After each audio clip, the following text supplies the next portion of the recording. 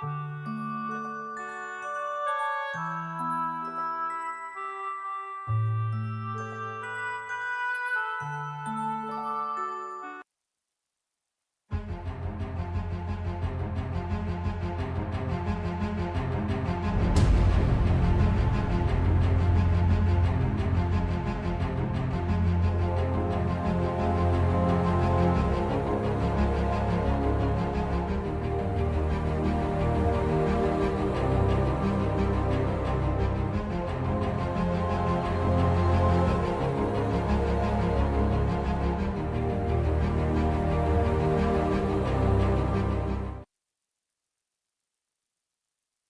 evening. Broadcasting for viewers in the Gambia and around the world, this is GRTS NewsFile. Coming up in the next 30 minutes, passengers using commercial vehicles beam on multiple charges on fares as drivers justify their action, where GRTS finds out the root cause of the public outcry in the traffic. The Gambia Ferry Services plan to revive river transportation as part of strategies to enhance revenue and post-COVID-19 recovery plans. Two cabinet ministers meet residents of Sukuta to discuss ongoing efforts to undertake renovation and expansion works at the Sukuta Health Center.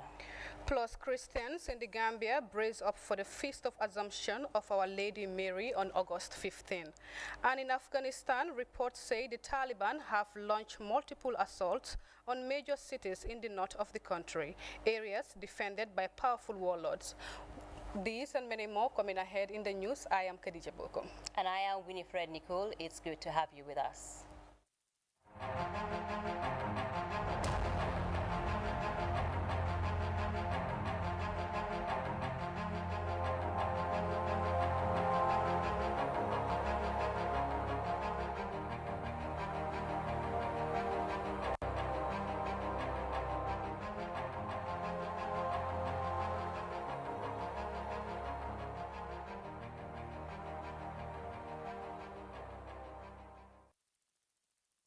Thank you so much for joining GRTS News.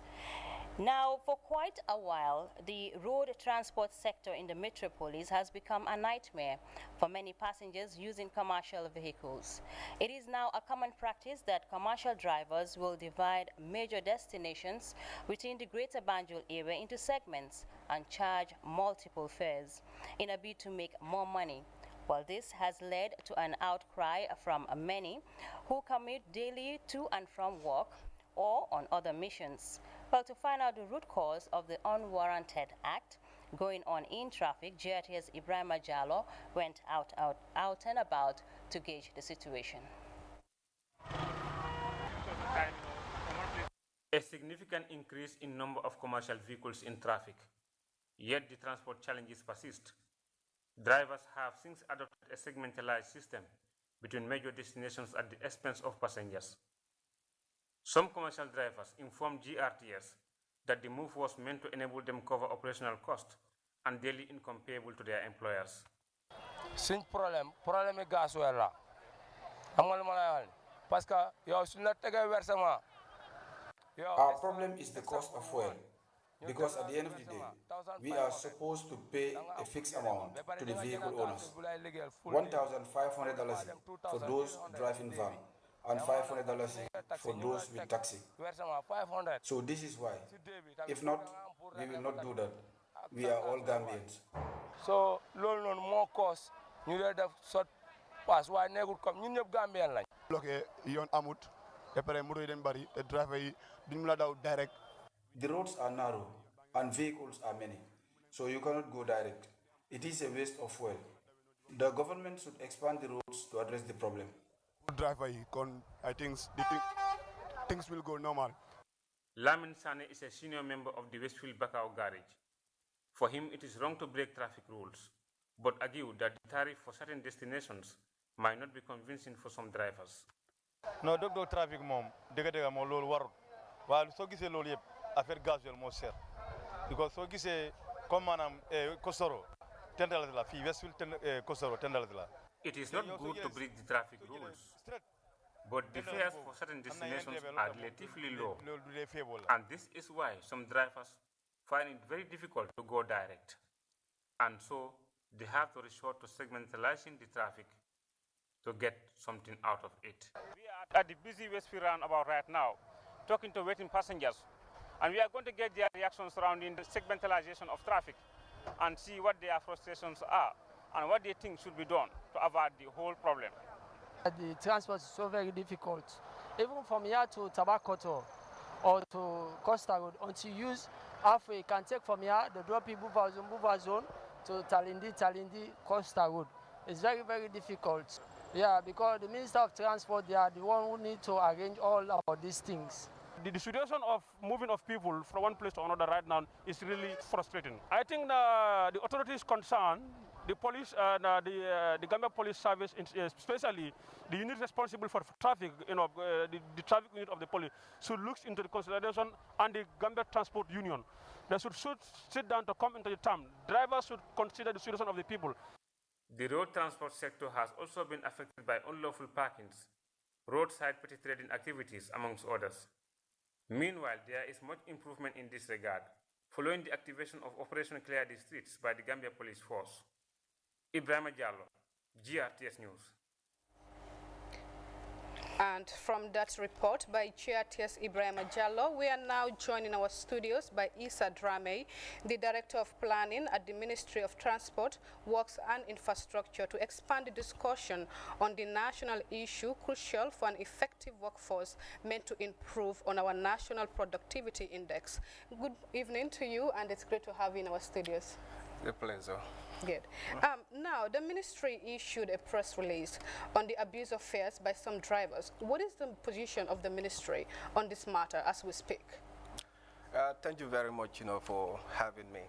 Yes, we have, issued a press release with regards to the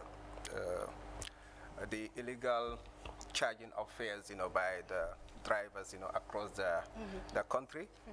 This is a concern for the ministry, so we thought, we should, make at least a press release, to tell the people, what actually is the stand of the ministry.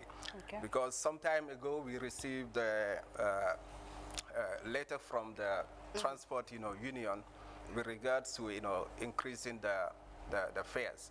But as usual, it's a collective, duty. So we invited, the relevant stakeholders, the Ministry of Finance, Ministry of, Trade, and then the Transport Union themselves.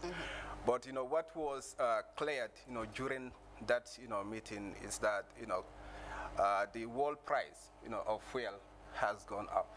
And then actually what is even, happening is like the Ministry of, Finance is subsidizing the cost of, the diesel, prices. Okay. Yeah, so currently, if you look at it, the Ministry of Finance is subsidizing, monthly over, 3 million. All right. Because that's why, the pump price, for diesel is about, 55.42, but for that of the petrol is, 57.72. Okay. It's because, the government is, currently subsidizing the diesel. Why diesel? To facilitate, the movement of, because most of the commercial, transporters, use, diesel, as a source of, fuel. So, we had a discussion, and then we are looking at it. But one thing that we need to highlight here, sometime in 2017, when the price, were reduced, from about $56, to about 42. That was about, 25%, reduction of fuel prices. We engage, the transporters, to reduce, the cost of, fares. But, during our discussion, we were not even able to reduce the fares, by 25%, but only, 7%. But by then, if you look at, the cost of the fuel at that time, in 2013, it was in 56.20.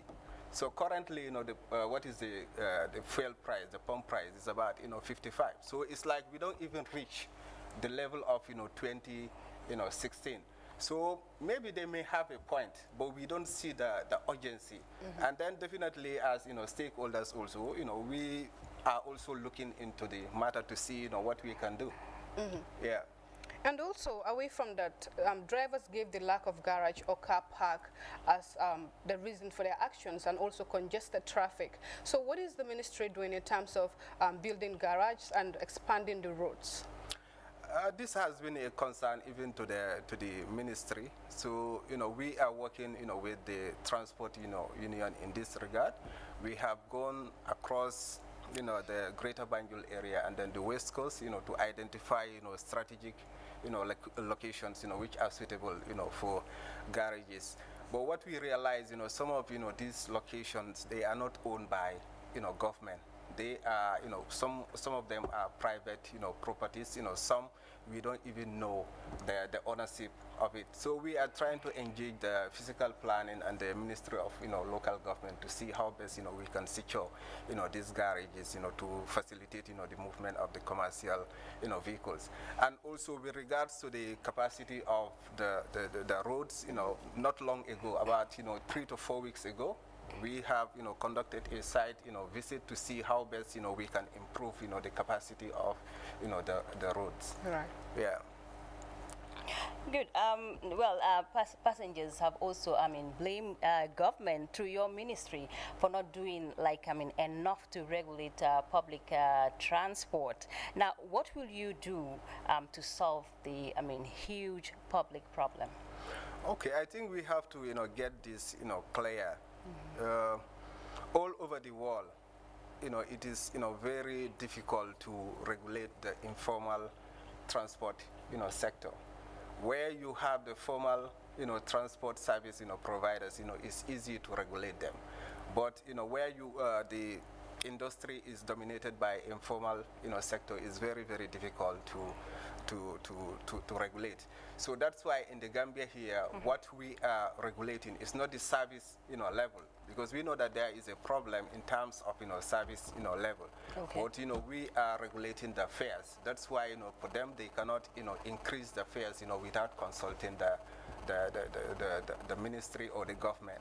So in terms of, you know, the fares level, yeah, we are regulating that one. But in terms of, you know, the service level, you know, we are not doing enough, and we cannot do as informal sectors, you know, like I said, you know, they are very, very difficult, you know, to regulate, you know, their activities. But how are you doing this? Because we've seen, passengers have been complaining. Yes. We've seen some transport owners, or some drivers having to take people from Westfield and they will stop at Latikunda, and from Latikunda to Tobokoto, or to Tobokoto to Coastal Road. How are you working to be able to, regulate this problem? Yeah, with regards to that, you know, in our policy, we have, you know, some good, you know, policy recommendations, you know, but sometimes, you know, we have, you know, challenge, you know, when it comes to the implementation. In our policy, what was recommended there is to have a kind of what you call, you know, route licensing.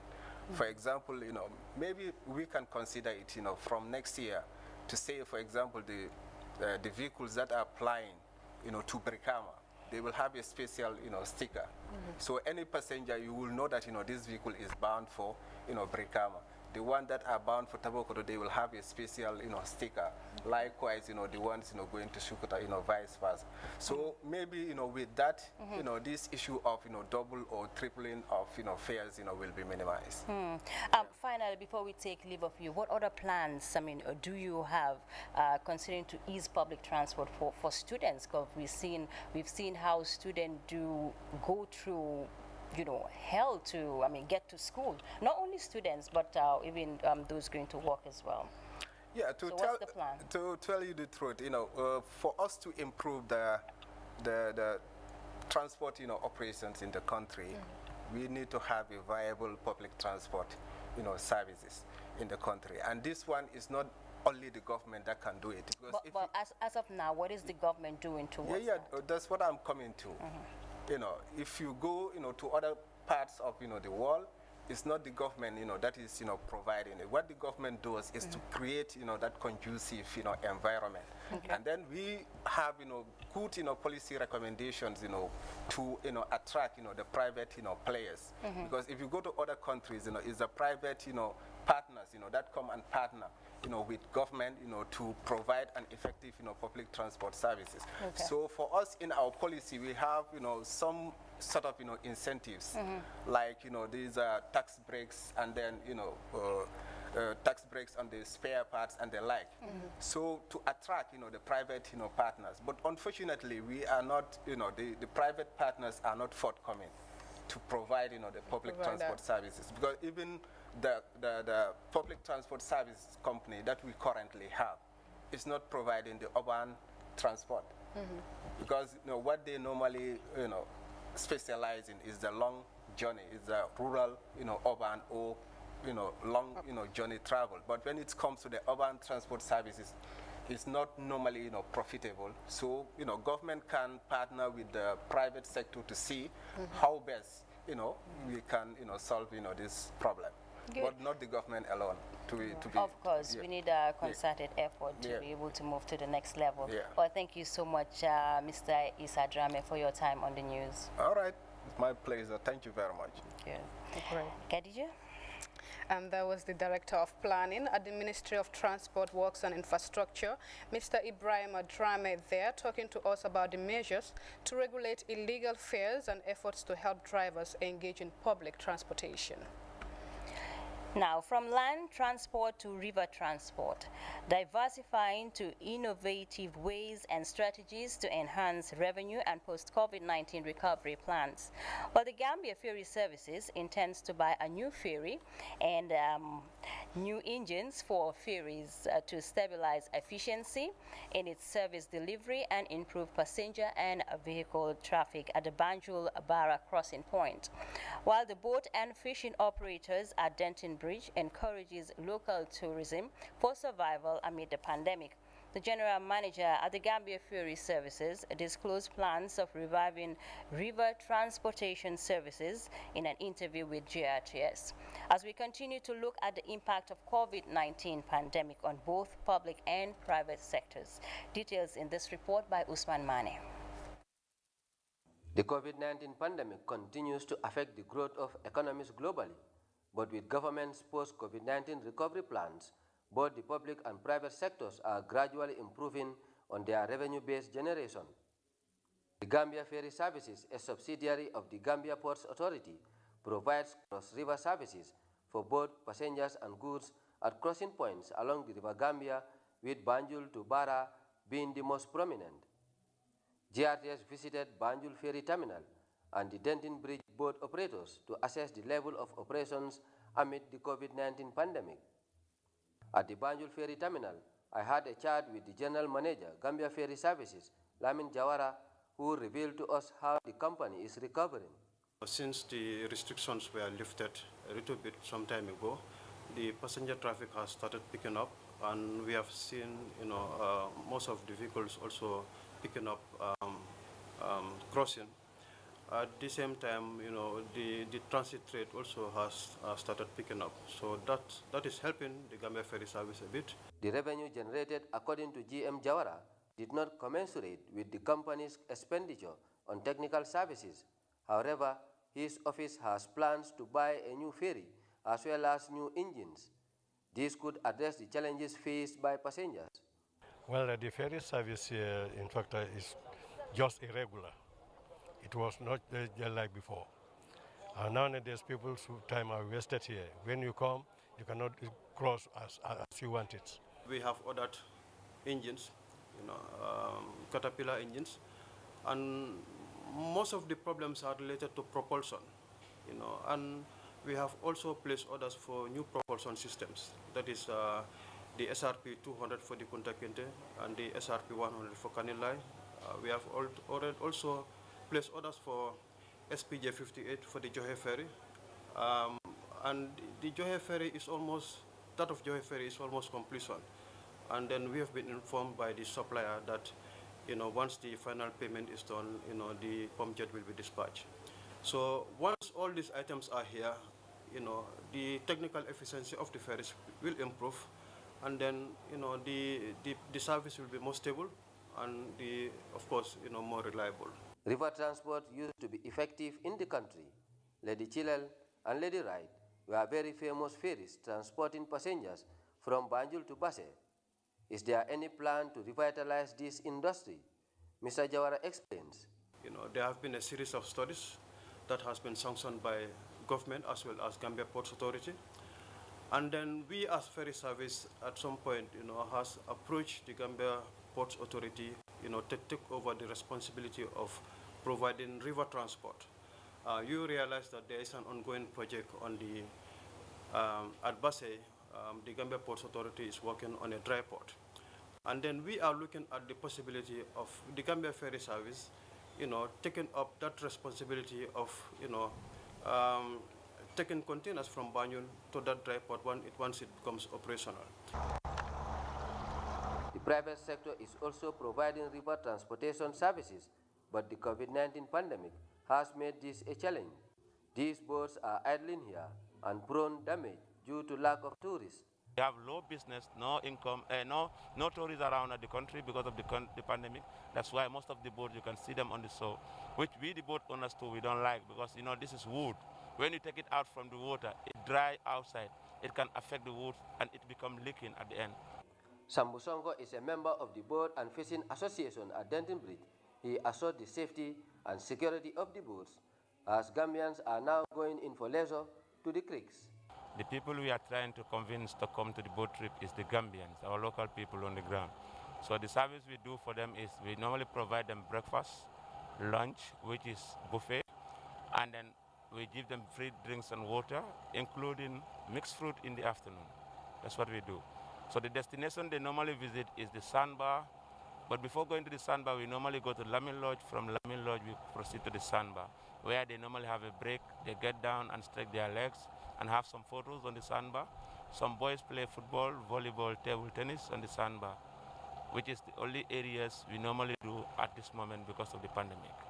The Gambia Ferry Services is the only public service provider in river transport, with 80% ownership by the GPA and 20% by government. Huge investments are underway to provide effective and efficient services, but the COVID-19 pandemic still remains a challenge. Usman Mane, GRTS. Allow Usman Mane there. Khadija, how often do you, cross the Banjul Barra ferry crossing point? Actually, not so often, but the last time that I crossed, I think that was 2 years ago, and trust me, it was an exhausting experience for me. It wasn't easy at all. Whoa. Okay. So I'm glad that a new ferry is coming up. Maybe that would with new engines ease, as well. The movement. Good. Yeah. But moving on from there, the Minister of Health and that of Information and Communication Infrastructure, Amadou Lamin Samate and Ibrahima Silda, respectively, today held a meeting with community members and health workers of the Sukuta Health Center. The discussion was centered around ongoing renovations and expansion of the health center for greater health care service delivery. Ibrahima Jallo reports. It was a fruitful and frank discussion on the need for a major renovation work at the Sukuta Health Center. The Minister for Health, Ahmadu Lamini Samate, acknowledged the importance and workload of the health center, serving Sukuta and satellite communities, hence the need for improvement. We want to upgrade this facility. We want to expand it. We want it to function as a major health center whereby it will be providing comprehensive emergency obstetric care, so that women are seen here to the best of our ability with regards to healthcare service delivery. Those who are unable to deliver on their own can undergo cesarean section here without being referred to any other health facility. He said the renovation of the maternity ward was a matter of urgency, while a bigger plan is waiting to unfold. The windstorm blew part of the labor ward roof off, and the place was leaking, and then so we decided that even though this plan is there, which we hope will be done in the next 6 to 8 weeks, work will start here inshallah, for the expansion and renovation. But we said in the interim, we have to do a very urgent repair of the roof and ceiling at the labor ward. The Paramount Chief, Muhammadu L.K. Bojang, said the intervention will impact positively on the life of people of Sukuta and catchment area. Aishatu Fati Cham, Lady Councillor for Sane Mentoring Ward, informed the Health Minister of the bad condition of the health facility requiring urgent attention. She, however, commended government for the timely intervention, as renovation works are already underway at the maternity ward, which was affected by the recent windstorm. Landing Camara is the officer in charge of the facility. He applauds government for the rapid response, saying it was urgently needed. The number of deliveries that we conducted in 24 hours, on average, is about 18 to 20 per 24 hours. So that's a high number. So imagine most of those people, they can't afford to go to private clinic to deliver, So it's really a problem for the community members. So it's very, very important that now that the government came up with materials to start the work. The Minister of Information and Communication Infrastructure, Ibrahim Silla, announced that similar development initiatives are unfolding in other health centers across the country as part of national healthcare services. The renovation is expected to improve the capacity and performance base of the facility into a major health center. Ibrahim Jallo, GRTS News. Ibrahim Jallo there. Now moving on. Mobilizing a media campaign against COVID-19 and human rights, courtesy of Journalists for Human Rights based in Canada, in partnership with the Gambia Radio and Television Services, examined ongoing COVID-19 vaccine uptake in the Greater Banjul area. Well, for more on the immunization exercise, we are joined live in the studio by Bakalilu Kijere, the Operations Officer, Regional Health Directorate, Western 1. Mr. Kijere, it's good to have you on NewsFile. Thank you. Good. Now, give us an overview of the vaccination campaign. It is a pleasure to join you today. Basically, the country received its first batch of COVID-19 vaccine, and that was on the 2nd of March 2021. And then from there, on the 20th of March, on the 20th of March, on the 10th March 2020, what we call national launching.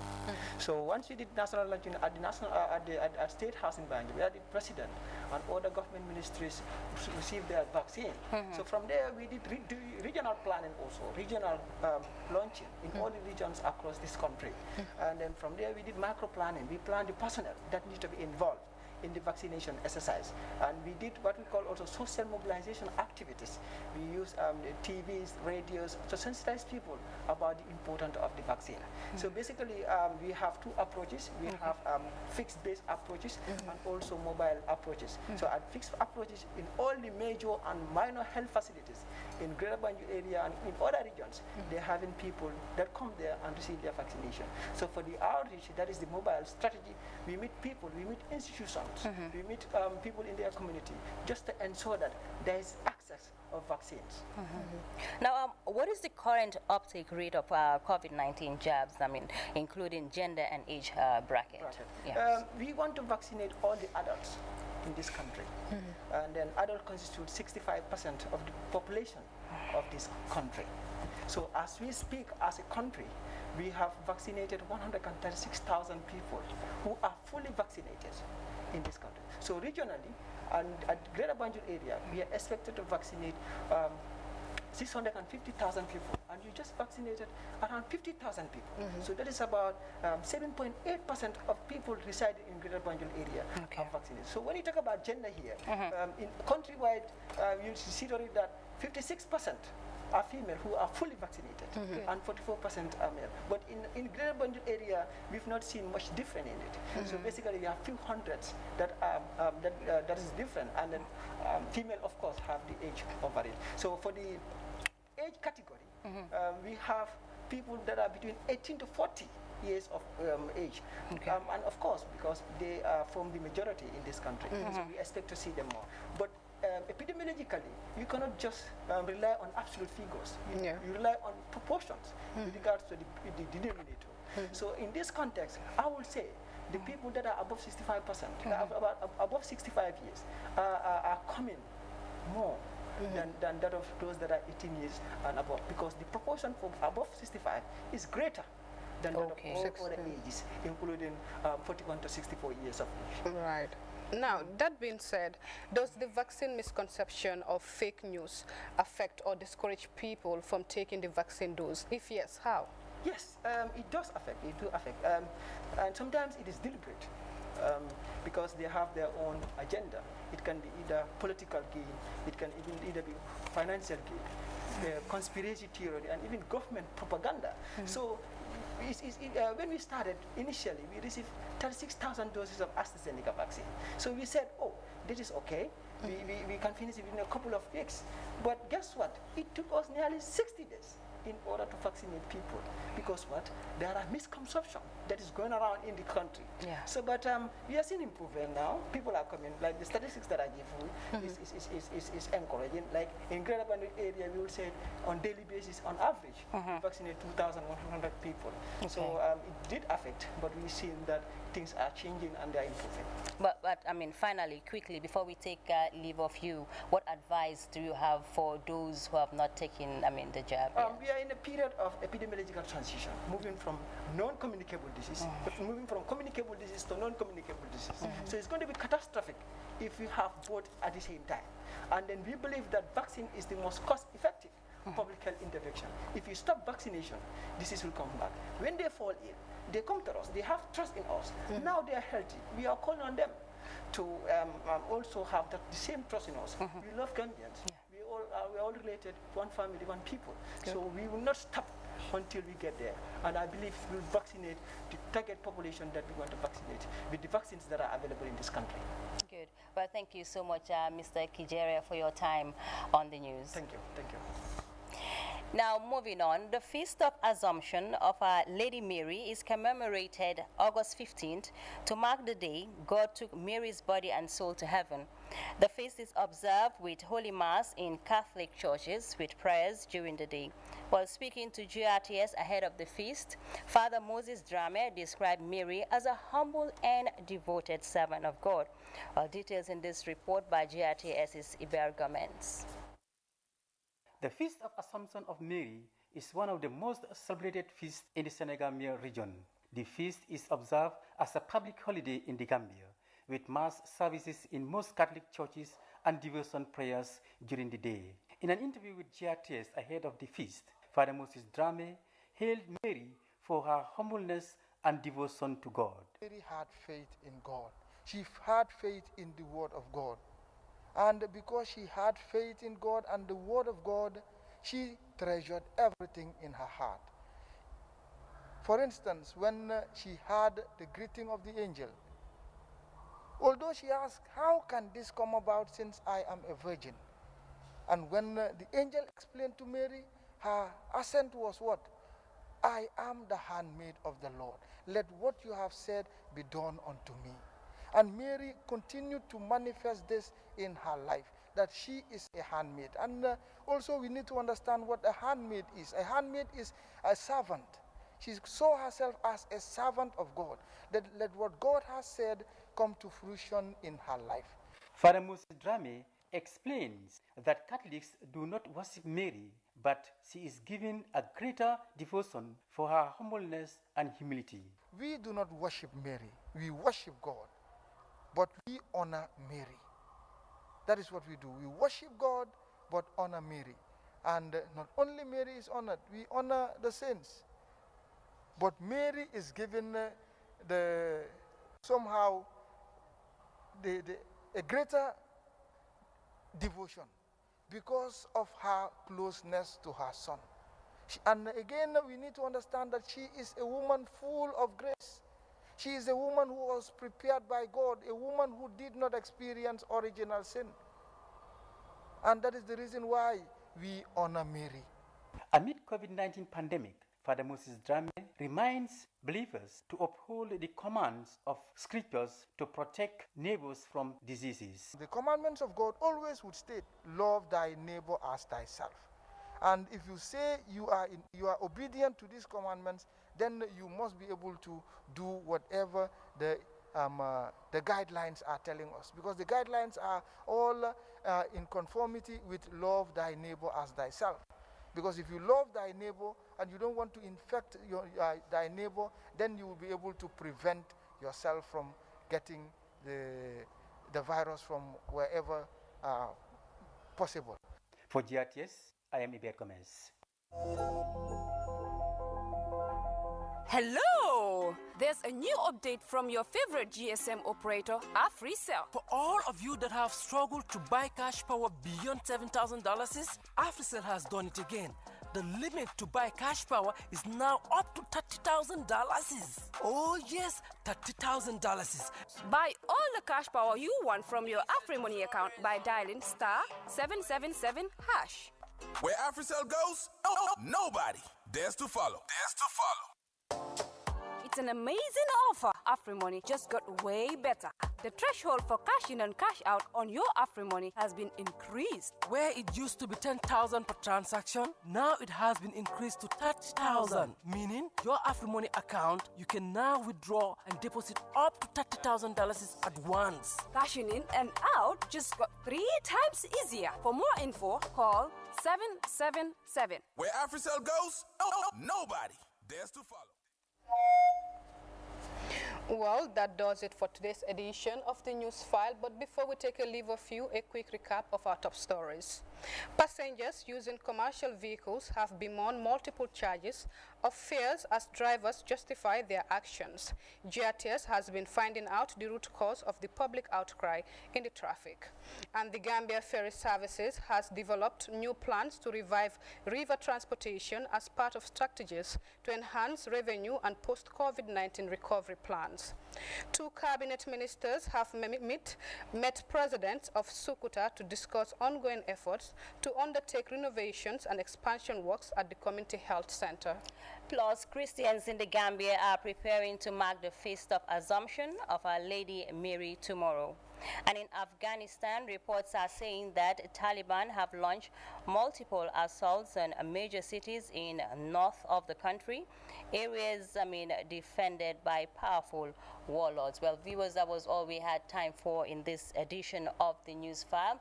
But do join Khadija Bokum at 2200 hours for more news. Until then, do stay tuned and enjoy the rest of our programs and have a pleasant night. Well, do stay tuned for His Excellency President Adama Barrow's exclusive interview with GRTS in Fula. Enjoy.